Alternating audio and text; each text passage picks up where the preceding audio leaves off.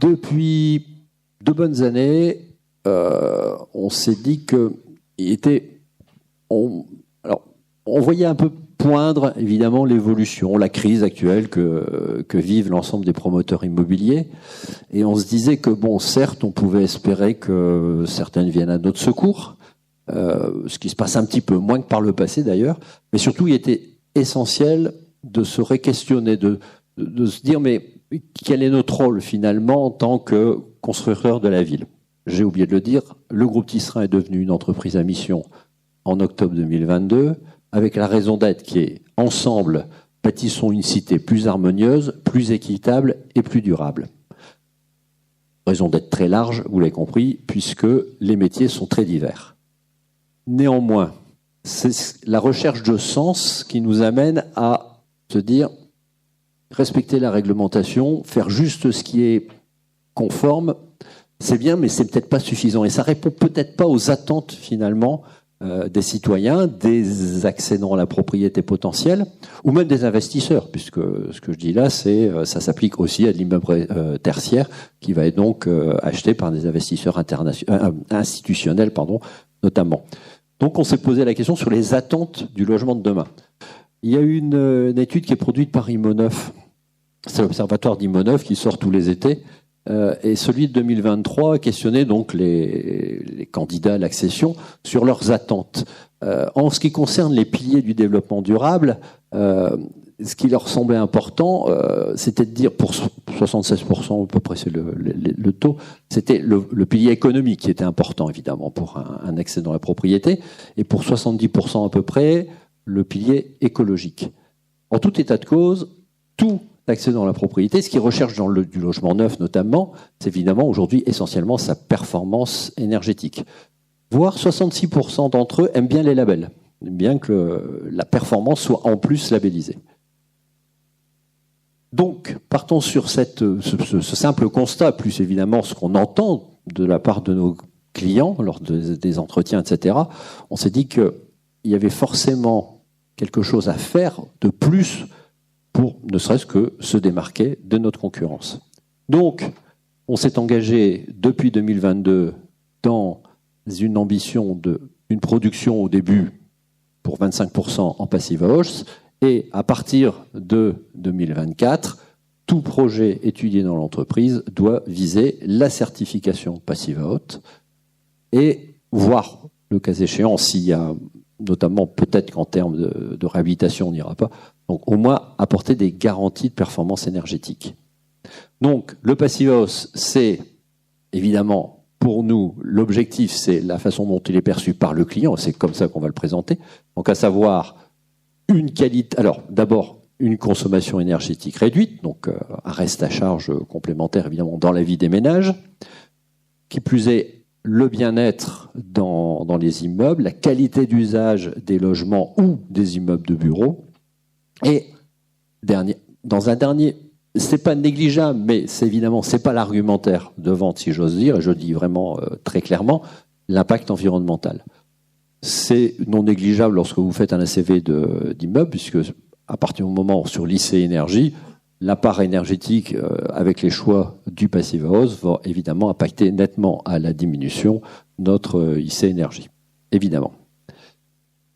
Et cerise sur le gâteau, puisque dans le contexte actuel, même si on livre un logement qui est moins consommateur d'énergie, donc moins onéreux à entretenir, etc., ça n'empêche que notre acquéreur, il n'a pas plus d'argent. Il n'obtiendra pas, malheureusement encore aujourd'hui, un financement supplémentaire auprès des banques.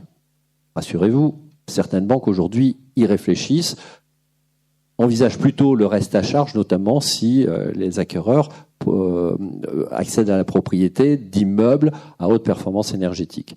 Donc l'objectif, c'est bien sûr de transformer notre production, mais de la transformer sans pour autant la renchérir. Donc, un vaste plan de déploiement. On se considère évidemment qu'on ne va pas y arriver comme ça simplement. Il est nécessaire qu'on maîtrise parfaitement le sujet au sein de l'entreprise. Donc, le déploiement, c'est avant tout, il va s'appuyer sur un travail d'équipe. Il ne s'agit pas, j'oserais dire qu'il y a personne aujourd'hui dans l'entreprise, non, je pense pas, sauf à une expérience près, etc., qui avait fait par le passé du Passive House. Donc, pour l'ensemble des collaborateurs, c'est quelque chose d'assez nouveau. On en connaît les principes, notamment au sein des directions techniques, mais néanmoins, on s'est jamais confronté à la conception, à l'accompagnement, au montage de ces projets-là. Donc, on a décidé, évidemment, d'une part, de renforcer encore plus ce travail d'équipe, et surtout, ensuite, d'appuyer, de former l'ensemble des collaborateurs pour pouvoir mener ces projets, la conception, les projets. Donc, ça se passe à différents niveaux, cette formation. On a donc une formation, mais très très large. J'oserais dire carrément, tous les collaborateurs y participent. C'est un webinaire de 2 heures que tu assurais le suivi, qui s'adresse aussi bien aux développeurs pour faire de la prospection foncière, pour avoir quand même les données, même si ensuite ils vont travailler avec des techniciens qui garantiront la technicité, même l'approche, la faisabilité des projets, effectivement. C'est une formation un peu plus musclée pour un certain nombre de responsables de programme, enfin pas tous, pas un certain nombre, tous les responsables de programme, et aussi certains responsables techniques ou directeurs techniques qui, eux, ne vont pas suivre la formation CEPH certifiante, qui va être donc engagé pour une vingtaine de collaborateurs dans l'entreprise, qui auront donc cette mission d'accompagnement de la genèse des dossiers, pour qu'effectivement, on le sait, ce sont les premiers gestes, architecturaux de conception qui vont orienter la pertinence économique du projet. Ça ne veut pas dire que ce ne sera pas impossible de faire du Passive House, on le dit souvent, sauf qu'on risque de le produire à un coût qui ne sera pas compatible avec, évidemment, la capacité à acheter des clients. Et surtout, je l'ai dit dans la raison d'être, c'est que notre démarche doit être équitable. C'est-à-dire que le Passive House, il est clair que ce n'est pas un objet immobilier qu'on réserve à quelques happy few,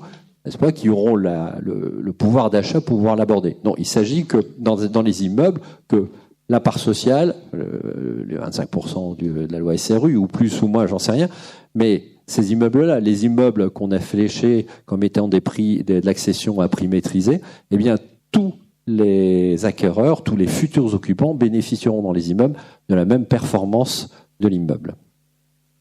Je pense que j'ai dit globalement le sujet, et je vais laisser donc Tugdual un peu expliquer ce qui s'est produit depuis donc maintenant 2 ans au sein de Nakara et du groupe Tisserand. Merci Pierre. Donc effectivement, cette méthode de déploiement, on est allé très tôt vers la formation interne, savoir ce que c'est que du passif en tant que maître d'ouvrage. Et on a commencé par faire des expériences. Voilà. Donc l'idée au début, il y a 2 ans, c'était de se dire, ok, on va faire 25% vous souhaitiez faire 25% de passif. Bon, on va commencer par les plus faciles. Donc on a commencé par du logement et du bureau, sur des projets déjà conçus, donc pas conçus en tant que passif, les permis étaient déjà acceptés, voire purgés. Mais on les a dans le panel de ce qui existait, qu'est-ce qui serait facile à rendre passif. Donc un des premiers, c'était une opération immobilière de bureau à Saint-Guin. Donc aujourd'hui, on est en phase d'analyse d'offres. Les offres sont arrivées. Les retours qu'on a sur ces premiers projets, par exemple celui-là, c'est la conception initiale, elle est vraiment essentielle. Donc là, c'est un projet qui était globalement compatible avec du passif. Par contre, beaucoup de détails techniques qui n'avaient pas été anticipés, qui étaient parfaitement cohérents avec de l'aérevin, mais en passif un peu plus compliqué, des histoires de châssis, de type de fenêtre. On est dans un projet dans le Nord. Et clairement, ce qu'on s'aperçoit, c'est que si ce projet-là, à quelques détails près, avait été vu avec une vision passive, on serait sorti dans un projet, dans un budget initial, sans changer le coût. Voilà. Avec des histoires de taille de fenêtre, tout simplement, un tout petit détail. C'est des fenêtres très fines, très hautes, en fait, coûtent très cher. Voilà. Ce qui coûte cher, c'est le châssis en lui-même. Voilà, donc quand il y en a 2, 3, c'est pas très grave, mais quand vous en avez une centaine, des menuiseries certifiées passives ou de très bonne qualité. Voilà, donc c'était un des premières choses qu'on avait dit. On a optimisé le projet au mieux sans non plus défigurer ou changer le projet. Voilà. Donc on est par rapport au budget initial, on est à 3% au-dessus, qui est pas négligeable sur des sommes comme ça. 3%, c'est quelques-uns de mon salaire en tout cas, annuel, large. Mais à l'échelle de l'opération, voilà, c'est pas énorme. Un autre projet qui est intéressant, donc c'était des bureaux sur Toulouse. Quand on voit la coupe, on comprend tout de suite qu'il est plus que compatible avec du passif, c'est-à-dire grand, hyper compact, système constructif très simple. Donc lui, il est totalement compatible avec du passif, c'est-à-dire que quand on a fait l'histoire, c'était on prend le projet tel qu'il est défini, on fait un calcul PHPP, et puis on regarde ce que ça donne, et on voit quels seraient les points à améliorer, à modifier pour le rendre passif. Pour être sincère, on a fait le premier PHPP et on s'est aperçu qu'il était déjà quasiment passif. Voilà. À Toulouse, en isolation par l'intérieur, sans tenir compte d'aucun pont thermique, puisque c'était comme ça que c'était prévu au début. Donc on a adapté quelques petits détails, et en fait on s'aperçoit qu'à Toulouse, on peut faire de l'isolation par l'intérieur dans du bureau, mais facile. C'est-à-dire que là, du coup, le projet, franchement, tous les projets dans le sud, en tertiaire, devraient être passifs, quoi. Tellement c'est facile. La différence, c'est qu'on divise par 5 à 6 la taille de l'équipement technique, chauffage, clim, parce qu'on garde de la clim, évidemment. Même constat que le projet dans le Nord, c'est-à-dire qu'on s'aperçoit que s'il avait été conçu à l'origine en passif avec des réflexes de protection solaire à la fois, on met les protections solaires utiles, et quand elles sont pas utiles, on les met pas. Voilà. Je pense qu'on serait même arrivé en dessous le budget sur celui-là. On est en phase pro ici. Et en phase pro, très facile, c'est-à-dire qu'on n'a quasiment rien changé à la conception initiale. Un projet vraiment intéressant. Donc c'était une ZAC. Il y avait 4 bâtiments indépendants. Et il y en avait un, on a décidé de le faire passif. Enfin, l'étudier en passif, tout en gardant les autres standards, RE20. Donc, bâtiment de 4 millions. On a fini la phase d'analyse des offres. Donc là, maintenant, ils sont dans la signature des marchés. Donc les budgets sont bouclés. On a dû revoir la conception initiale pour optimiser les coûts. C'est dans le nord, donc il y a un peu de besoin de chauffage encore. Le réchauffement climatique n'est pas encore totalement arrivé là-bas. Donc on a supprimé les loggias, on les a transformés en balcons. Enfin, il y a eu un certain nombre d'efforts architecturaux pour le rendre passif. On a eu des difficultés après coup, effectivement. Autant sur les 2 premiers projets dont je vous disais, le architecte, bureau d'études, fluide, etc., n'était pas formé, mais était totalement ouvert. Et franchement, ça s'est passé très bien, pas de souci. Là, ça a été beaucoup plus difficile avec une architecte qui n'avait pas les réflexes, tout simplement, de dessiner un détail constructif. Ça paraît bête, mais voilà. Et un bureau d'études fluide qui ne savait pas faire du double flux dans du logement. Donc, on a dû changer de partenaire sur cette partie-là, uniquement sur ce bâtiment-là. Et ce qui est vraiment intéressant, donc on a fait, il y a A, B, C, puis D, c'est les logements en bande, donc ils sont un petit peu à part. Là, vous avez les résultats d'appel d'offres avec le budget d'appel d'offres, le nombre de logements, le ratio, les CHAB et les ratios en nombre de logements et en CHAB. Ce qui est intéressant, c'est que le bâtiment C, qui lui est passif, il n'est pas super bien orienté, on est est-ouest principalement. On est dans des ordres de prix exactement les mêmes que les bâtiments RE20. Il y a un bâtiment qui est RE20, le collectif B, qui est à 1 400 € du mètre carré. Le passif, 1 450. Et un autre collectif A qui est à 1 500, grosso modo. On est pile poil entre les deux. Si on n'avait pas mis si on n'avait pas mis passif sur cette colonne-là, on aurait cru que c'était un ratio standard. Tout ça parce qu'il y a eu tout un travail d'optimisation quand même. Ça a demandé, ça se fait pas comme ça facile. Hein. Il y a eu un travail d'optimisation architecturale, un peu technique.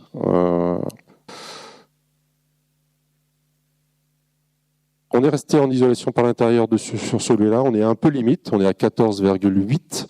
Donc c'était un peu chaud en calcul. Il sera certifié, mais il est passif. Je pense que c'était un essai aussi. Hein. On voulait voir ce que ça donnait. Je pense qu'en ITE, il aurait été moins cher. Parce qu'il faut que vous compreniez, s'il y a des maîtres d'ouvrage ici, de l'isolation par l'intérieur en passif, c'est pas le même prix que de l'isolation par l'intérieur en non passif. Parce qu'on doit traiter tous les ponts thermiques, quels qu'ils soient. Voilà, donc ça a été fait. Mais... Donc ça, c'est intéressant. Il faut savoir que Nakara a transformé ses projets en passif sans demander 1 euro en plus à ses clients. Enfin voilà, c'est vraiment une vraie démarche intérieure. Dernier projet, donc des bureaux. C'est un ensemble de bureaux. Il y a une partie logement, il y a une partie bureau à La Madeleine, donc dans le Nord. Donc pareil, en fait, il y avait déjà dans des bureaux, l'isolation par l'extérieur était déjà prévue, il y avait déjà des ventilations double flux, etc. En fait, on n'a quasiment rien adapté, à part des détails constructifs, au projet initial. On a réussi à convaincre de faire un petit peu de ventilation nocturne naturelle, automatisée. Mais quand on est dans ces projets de cette taille, c'est pas un problème. Ce qui change vraiment, notre retour là-dessus, c'est effectivement, ça ne peut se faire que s'il y a une vraie vision de la part du maître d'ouvrage, de la direction, qui impulse cette vision-là. Il faut absolument que les maîtres d'ouvrage aient une compétence interne, c'est-à-dire qu'ils soient capables de dire à un concepteur, à un bureau d'études fluides, non, vous ne me mettez pas 50 watts du mètre carré de puissance de chauffe ou de froid. C'est des ratios qu'on apprend au maître d'ouvrage. C'est très simple, hein. Vous avez la puissance, vous donnez la surface, il fait une division, il n'a qu'une division à savoir faire. Et il est capable de dire au bureau d'études fluides, non, ça va pas, on est peu passif là. Ah ouais, bon. Voilà. Et donc c'est des choses comme ça que le maître d'ouvrage doit savoir pour pouvoir vérifier le travail des concepteurs. Quand je dis concepteur, c'est architectural et technique, hein, c'est pareil.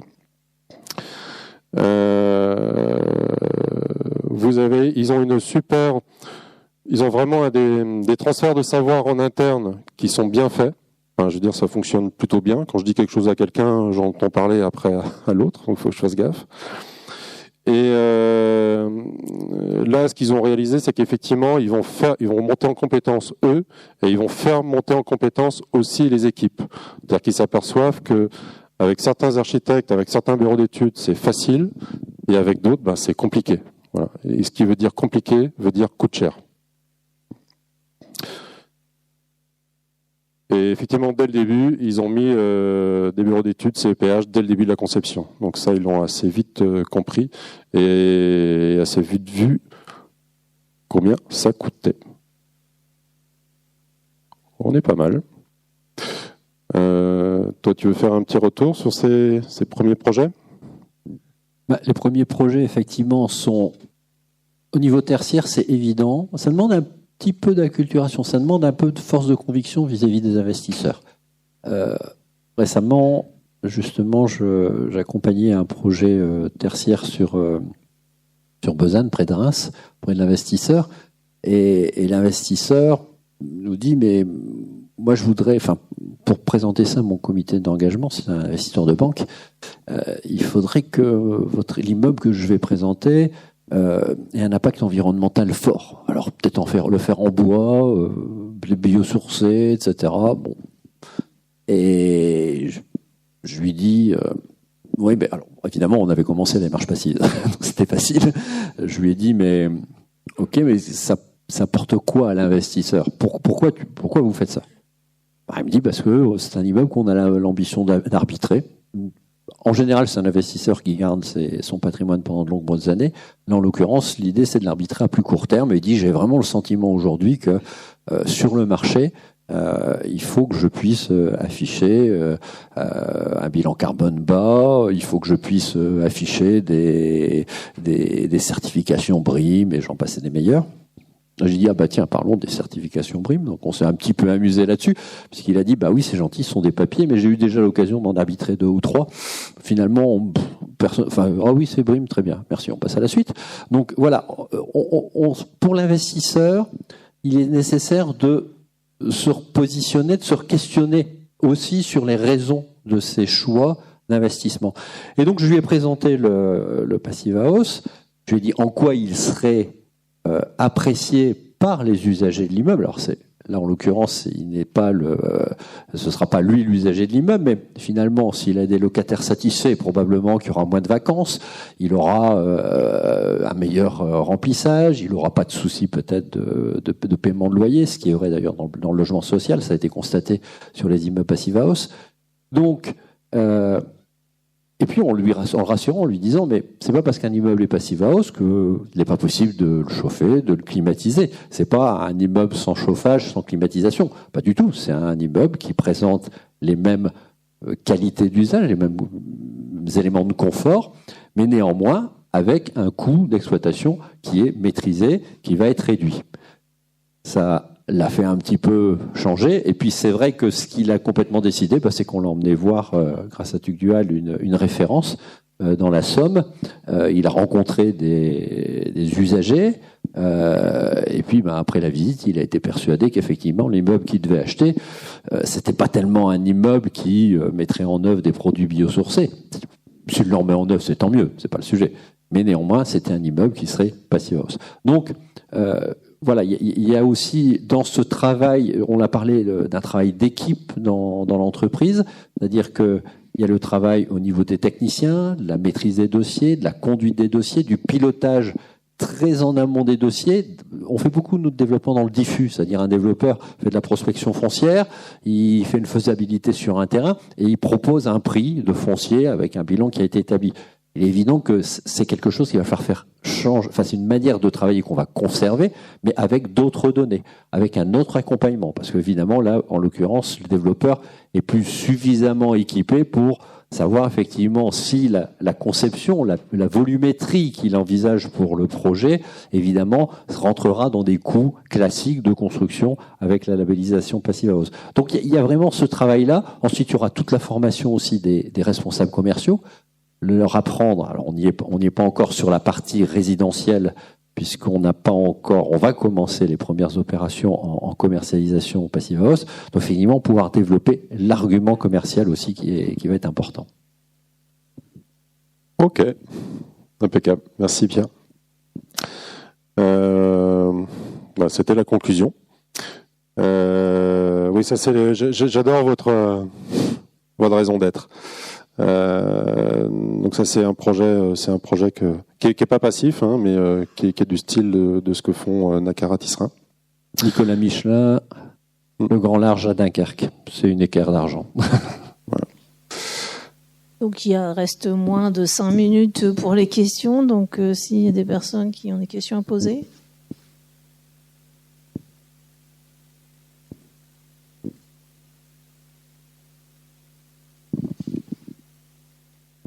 Question simple d'argument économique.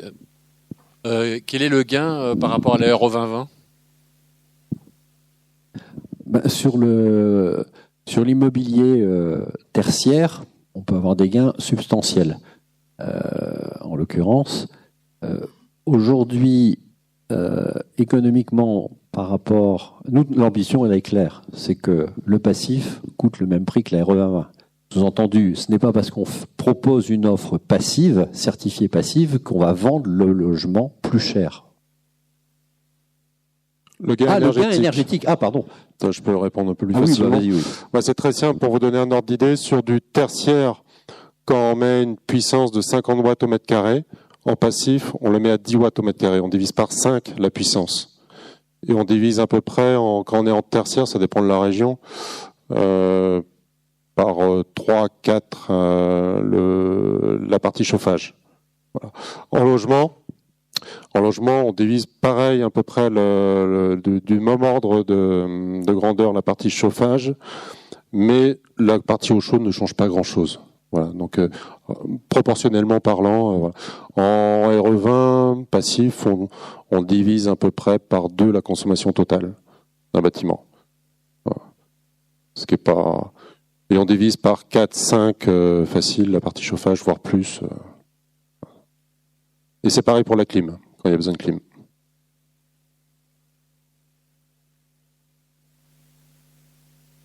Une petite question sur les coûts. Tout à l'heure, vous présentiez un tableau donc comparatif entre RE2020 et passif. On voyait qu'en fait, il y avait un écart qui était extrêmement faible entre typiquement le collectif A et puis le bâtiment passif. Donc, on a un bâtiment passif qui semble sortir moins cher que le collectif A. Alors, il y a peut-être un effet d'échelle. C'est des prix qui sont canons. Bravo. Comment vous arrivez à faire en sorte qu'on ait vraiment quelque chose de similaire, étant donné que il y a quand même des surcoûts qui sont un peu impondérables en passif. On le sait bien, triple vitrage, double flux, ouais. Voilà, isolation un peu plus. En plus l'indication par l'intérieur. Comment est-ce que vous arrivez à gommer ? Est-ce que c'est grâce au fait d'avoir fait une opération globale ? Ou est-ce que c'est vraiment au niveau du bâtiment que vous avez réussi à faire des optimisations fortes ? Ouais, je connais plus de détails, là, je peux répondre. Donc, ce sont les mêmes entreprises qui ont répondu à tous les lots. Même entreprise, même type d'architecture, globalement. Voilà, vous voyez les façades, vous voyez pas trop les différences. Pour être tout à fait sincère, il est un petit peu plus grand. Non, mais c'est, voilà, donc les ratios, c'est comme ça qu'on fait, hein, un bâtiment plus grand et un peu moins cher. Non, c'est qu'on a, ce qu'il faut bien voir, c'est le coût d'un bâtiment n'est pas proportionnel à sa performance énergétique. Le coût d'un bâtiment, c'est d'abord sa structure. Donc en fait, on a d'abord optimisé au max la structure, les ponts thermiques, les machins, tout ce qui coûte cher en fait. Voilà. Et il aurait pu être encore optimisé, hein, franchement. C'est juste qu'à un moment donné, on pouvait plus refaire complètement la conception, quoi. Oui, là, on est en triple vitrage, on est en double flux, enfin, on est dans le nord, donc pas le choix. Voilà, c'est tout. On a optimisé la centrale, les réseaux, tout, quoi. Donc ça, typiquement, j'appelle ça du jus de cerveau, c'est-à-dire que, en fait, c'est simple. Il n'y a pas trop à réfléchir pour que ça coûte cher. Par contre, pour faire optimiser, ça prend beaucoup de temps. Et ça prend beaucoup de temps à tout le monde. Voilà, c'est comme ça. Ça, j'ai beaucoup de chance que Nakara ait compris ça. Et en fait, du temps d'étude, c'est 1 euro dépensé en études, c'est 5 euros gagnés en travaux, quoi. C'est ça. Ajouter le critère d'optimisation essentiel, c'est la compacité. Si vous approchez l'image, vous verrez que le A est absolument pas compact, il est il est découpé, donc effectivement très mauvaise compacité. Donc de fait, même dans la RE2020, soyons clairs, hein, la compacité, ne pas avoir de loggia, avoir des balcons à la place, ne pas avoir de décroché de façade, etc. Ce sera évidemment que du plus d'une manière, d'un point de vue énergétique, que ce soit pour atteindre le Passive House ou la RE2020. Ça, c'est clair. Sur le bâtiment C, à l'origine, il y avait des loggias. Donc, sur toutes les hauteurs, au lieu de balcon, c'était plein de loggias. On a fait un premier PHPP et je leur ai montré combien coûtaient ces loggias. C'est-à-dire, je supprime tous ces murs sur les côtés. Je transforme en balcon, mais le balcon, à la limite, c'est la même chose. J'ai moins besoin, etc. Et en fait, ça équivalait à se payer une double flux. L'économie payait la double flux. Voilà. Et puis, le triple vitrage, faut arrêter, quoi. Ça coûte 15 euros du mètre carré. Arrêtez avec ça, c'est fini. Les menuiseries coûtent cher, le châssis coûte cher, mais pas le vitrage, quoi. Oui, en plus, oui, bien sûr, c'est pas en moins.